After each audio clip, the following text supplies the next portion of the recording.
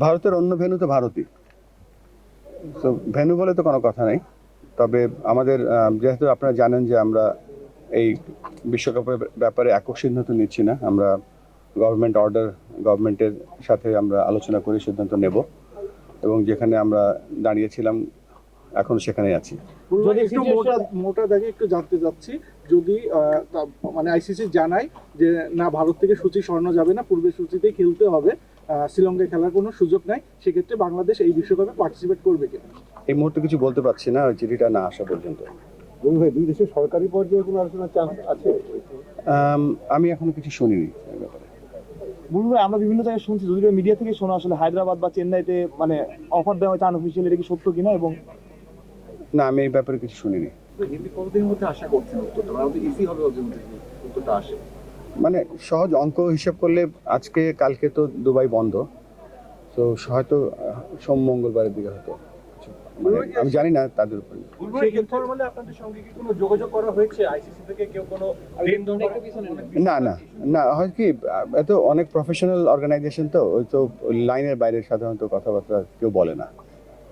ভাই, বাংলাদেশ যদি শেষ পর্যন্ত যেখানেই যাক, যদি খেলতে যায়, আসলে প্রিপারেশন কতটুকু নেওয়া, যতটুকু মানে যেগুলো প্রিপারেশন থাকে বাইরের আর কি, লজিস্টিক্যাল বা এই যে মনে করেন ভিসা বা জার্সি টার্সি সব মিলে আর কি অবস্থা বাংলাদেশ ক্রিকেট বোর্ডের মানে বিশ্বকাপ? সবথেকে বড় প্রস্তুতি সেটা হচ্ছে যে টিম সিলেক্ট করা, টিম সিলেকশন হয়ে গিয়েছে আর কি।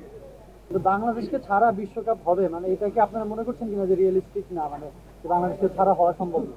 কারণ বাংলাদেশ একটা বিরাট রেভিনিউ জেনারেট করে সব দিক থেকে, মানে আপনার কি মনে হয়? আমি বিশ্বাস করি বাংলাদেশ ওয়ার্ল্ড ক্রিকেটে একটা বড় দল, একটা ফুল মেম্বার, এবং এটা কিন্তু গত 25 বছর ধরে, বিশেষ করে বাংলাদেশ গত 10 বছর ধরে যেভাবে আপনি দেখেন, আমরা চ্যাম্পিয়ন্স ট্রফিতে সেমিফাইনাল খেলেছি, আমরা 2015 বিশ্বকাপে 50 ওভারের বিশ্বকাপে আমরা কোয়ার্টার ফাইনাল খেলেছি, 2019-এ যে ইংল্যান্ডে বিশ্বকাপ হয়েছে সেখানে আমরা ট্রিমেন্ডাস ক্রিকেট খেলেছি।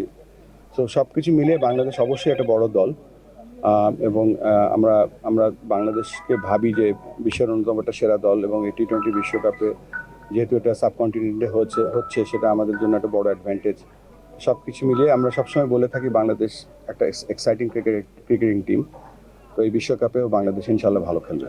না, আমরা এখনো কোনো রেসপন্স পাইনি। আমরা ওটা যতগুলো লিঙ্ক দরকার, অ্যাটাচমেন্ট বা যতগুলো